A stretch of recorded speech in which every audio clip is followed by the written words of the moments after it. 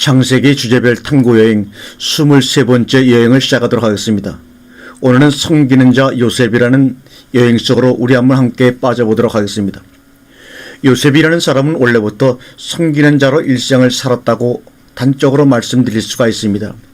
요셉의 어린 시절은 기록이 없으니까 모르지만 그는 적어도 아버지 심부름을 착실히 잘했던 사람으로, 특히 형들을 위해서 머나먼 길을 마다하지 않고 착실히 수행한 그런 심부름꾼으로 야곱이 곁에 두고 부렸던 사람으로 기록이 됩니다.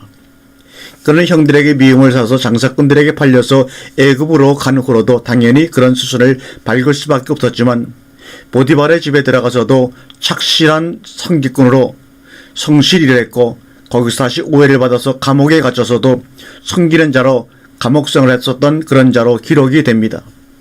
물론 그가 바로의 꿈을 해몽함으로 애굽의 총리가 되었지만, 사실상 총리라고 하는 것은 높은 간직에 있어서 남을 시키고 부려먹고 섬기는 일하고는 거리가 멉니다. 그러나 그의 치세 동안에 그는 백성들을 먹여 살릴 궁리만, 그것도 또한 섬기는 일들 중에 하나라고 볼 수 있습니다. 그뿐만 아니라 가나안에서 정말 가난 때문에 고생을 하는 아버지 어머니들이, 그리고 형들 동생들을 애굽으로 데려다가 섬기고 사는 요셉. 오늘 창세기 본문 40장에서도 요셉은 섬김의 자세를 우리에게 아주 잘 가르쳐주고 있습니다. 우선 술 맡은 관원장이 꿈 이야기를 할 때, 더군다나 앞으로 자기 운명이 어떻게 될지 운명이 걸린 그런 꿈 이야기를 할 때 기꺼이 꿈 해몽에 적극적으로 나서고 있는 것을 볼 수가 있습니다. 섬기는 자의 첫 번째 기본 자세가 무엇이냐? 이웃에 대한, 상대방에 대한 적극적인 관심이라는 겁니다. 사실상 지금 입장에서 꿈을 해석한다고 하는 것은 굉장히 위험한 일입니다. 괜한 오해를 받고 욕먹을 짓이지 별로 그렇게 권장할 만한 일은 못 됩니다. 그럼에도 요셉은 적극적으로 그 꿈에 대해서 관심을 가지고 아침에 들어가 보니 그들에게 깊은 근심빛이 있는지라, 오늘 어찌하여 당신들이 근심빛이 있나이까 물어봅니다. 심지어 안색까지 살피는 요셉. 감옥이라는 분위기가 있는데 남의 안색까지 살필 정도로 여유있는 그런 사이가 아니지 않습니까? 결국 관심을 갖는다라고 하는 것은 사랑이 있다는 겁니다. 그래서 적극적으로 참여하게 되는 것입니다. 참여한다는 것은 그 문제를 해결하거나 나누어 갖기라도 원하는 그런 마음입니다. 이웃에 대해서 관심을 갖는다. 그것이 꼭 경제적인 주고받는 이해관계를 떠나서 이웃의 문제에 나도 동참한다는 것 아니겠습니까? 우리는 세상에 살면서 두 가지 중에 한 가지일 수밖에 없습니다. 이웃이 내 문제에 끼어드느냐, 내가 이웃의 문제에 끼어드느냐. 전자는 항상 도움을 받는 입장입니다. 이쪽 사람들의 숫자가 훨씬 많습니다. 후자는 항상 도움을 주는 사람입니다. 이쪽 사람들은 그렇게 많지가 않습니다. 그래서 후자역을 대개가 다 정부가 대행하고 어떤 단체가 대행하는 그런 형식으로 꾸며져 가고 있습니다. 우리가 아주 상식적인 문제지만 하나님의 사람들은 항상 누구인가 도움을 주고 싶어하고 관심을 가지고 적극적으로 개입하려고 하는 그런 사건 속에 같이 끼어들어서 해결하는 그런 기본이 되어 있어야 합니다. 요셉은 바로 그런 사람입니다. 사실 아버지의 심부름으로 형들에게 갔을 때에도 심부름을 하기에 싫은 소년 같으면 어느 정도 가다가 찾아서 없으면 그냥 돌아옵니다. 아버지 아무리 찾아도 없는데요, 그러면 되는 겁니다. 그러나 사람들에게 물어서 끝까지 형들에게 찾아갑니다. 왜 요셉이라고 형들이 자기를 시기하는 것을 몰랐겠습니까? 형들이 자기를 되게 미워한다는 것을 왜 몰랐겠습니까? 그러나 아버지와 형들을 돕겠다는 그 생각이 tul자하기 때문에 그런 행동을 한 것입니다. 두 번째, 오늘 본문에서도 생각할 것이 섬기는 자는 반드시 하나님을 개입시켜라 이겁니다. 여기 본문에서도 보면 우리가 꿈을 꾸었으나 이를 해석하는 자가 없도다. 그때 요셉이 그들에게 이르되 해석은 하나님께 있지 아니하나이까 청컨대 내게 고하소서. 사실 꿈 해몽이라는 것이 어떤 원칙이 정해져 있는 것이 아니고 그때그때 하나님께 주시는 해석을 그대로 입으로 토해내는 것입니다. 상식적으로 해석해서 포도나무는 무엇을 상징하고 자는 무엇을 상징하고 떡광조리는 무엇을 상징하고 새들이 와서 찍어 먹는 것은 무엇을 상징하고 이런 꿈을 해석하는 어떤 공식, 많은 통계적인 경험담 이런 것을 활용하지 아니하고 사실상 꿈 행몽도 일종의 레마가 나오는 것입니다. 하나님 말씀이 나오는 것입니다. 그때 하나님께 주시는 지혜로 생각나게 하는 말씀으로 그냥 내뱉습니다. 그래서 그 꿈 해몽의 결과에 대해서도 자기 혼자만 책임지는 것이 아닙니다. 하나님을 같이 끌어들여서 하나님과 같이 얘기를 하고 하나님과 같이 당하는 이런 행동 말입니다. 섬기는 자는 하나님의 도움을 받아서 하나님의 말씀으로 하나님의 지혜로 하나님과 함께 소자를 섬기는 사람입니다. 내가 혼자 한다고 하면 대가도 생각나고 대우가 좋으니 나쁘니 일을 많이 하니 적게 하니 불평이 나올 수밖에 없습니다. 그러나 하나님께서 하시고 아버지께서 하신 일이다. 나는 다만 옆에서 입만 벌려 드릴 뿐이다. 나는 다만 옆에서 손만 빌려 드릴 뿐이다. 그럴 때 어찌 우리가 불평 불만이 나올 수 있느냐. 내가 했다고 말할 수 있겠느냐. 어떻게 하면 나를 뺄 것인가. 내가 빠질 것인가. 내가 적극적으로 동참하면서도 어떻게 하면 그 속에서 나가 없어질 것인가. 이 말입니다.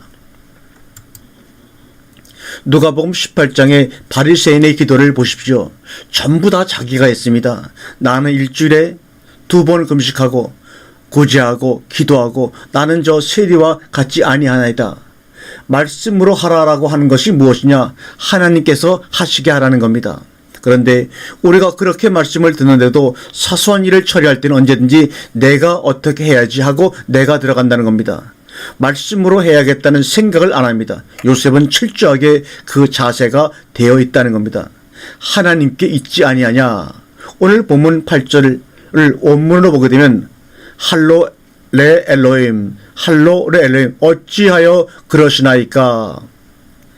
피트로님, 어찌하여 그러시나이까. 해석은 하나님께 있지 아니하나이까. 어찌하여 그러시나이까. 해석은 하나님께 있지 아니하나이까. 이렇게 요셉이 얘기하는 것을 볼 수가 있습니다. 어찌 사람의 해석으로 생각하느냐. 어떻게 사람이 꿈 해석을 할 수가 있느냐. 이것은 하나님만 할 수 있다는 얘기입니다. 하나님께 있지 아니하나이까. 아주 단순한 이야기이지만 그러나 확실하고 분명한 어투로 할로 레 엘로임, 하나님께 있지 아니하나이까. 우리는 항상 하나님의 동업자고 사실은 하나님을 섬기는 자라고 생각을 해야 합니다. 당연히 우리는 하나님을 섬기는 자입니다. 그런데 하나님의 일을 우리가 대행하는 것입니다. 하나님이 하셔야 할 일을 우리가 하는 겁니다. 의인들의 삶이라는 것이 해놓고도 내가 언제 그런 일을 했습니까? 악인들은 언제 주님이 그랬습니까? 의인들은 언제 우리가 그런 일을 했습니까? 우리는 그런 일을 한 적이 없습니다. 주님이 다 하셨습니다. 우리는 다만 소자를 섬겼을 뿐입니다. 그 소자도 목말라서 물 좀 주었고 배고파서 밥을 준 것뿐입니다. 우리는 주님을 제대로 섬겨본 적도 없고 주님을 제대로 만나본 적도 없습니다. 세 번째로 섬기는 자는 그 섬기는 일 자체를 디딤돌로 발전적 섬김을 생각해야 합니다. 섬김도 키워나가야 합니다.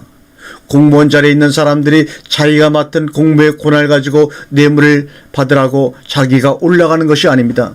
사실상 유사히 보면 어처구니 없는 사람들이 뇌물을 받고 감옥에 들어가는 것을 볼 수가 있는데 많은 뇌물을 받으라고 높은 자리에 올라가는 줄 압니다. 그게 아니고 더 많이 섬기라고 그 자리에 있는 것 아닙니까?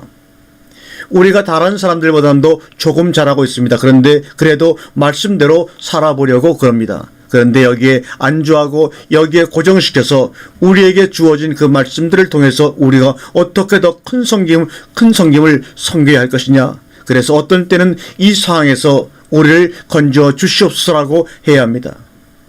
우리가 만약 이 사항을 필수하고 고정시킨다면 이것이 감옥이 될 수가 있습니다. 감옥은 내 집이다 생각하고 나는 여기서 평생 살아야 되겠다 생각하는 사람들은 그 감옥 속에 안주합니다.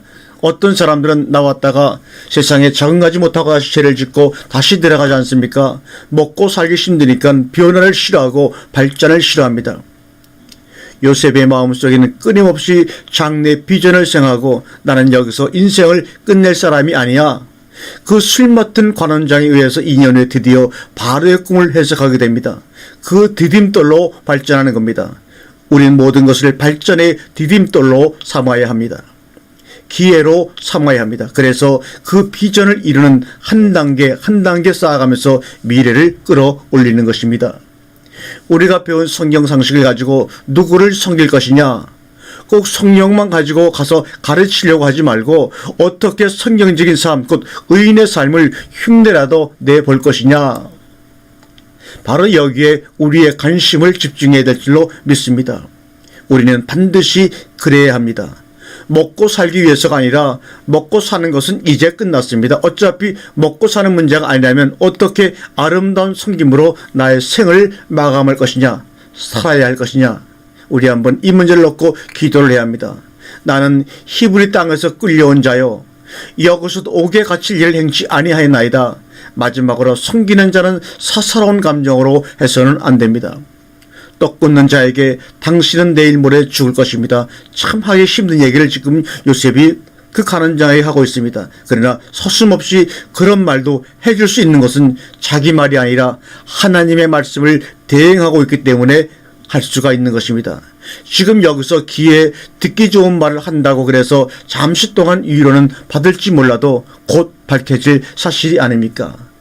요셉은 고지곳대로 입에서 나오는 대로 들려주고 있습니다. 우리는 꼭 누구를 숨겨놓고 거기에 대한 대가나 아니면 내 마음속에 스스로의 보상을 만듭니다. 그래놓고 나는 이러이러했으니 이런 대접을 받을 만하다. 거기서 교만이 싹트고 섬김이 퇴색하고 쌓았던 것이 허물어지고 마는 것입니다. 그런 것을 우리는 얼마나 주변에서 많이 보고 있습니까? 비전을 갖되 뒤돌아보지 말고 내가 과거에 무엇을 어떻게 했으니까 이렇게 생각하지 말고 앞으로 전진하는 발걸음을 지체시키고 심지어는 정지시키고 말입니다. 그날 내 할 본분을 지혜에 의해서 다했다. 내가 한 것이 아니야. 하나님께서 나로 하여금 하게 하신 것이다. 모든 영광을 하나님께 돌리자 이 말입니다. 아멘.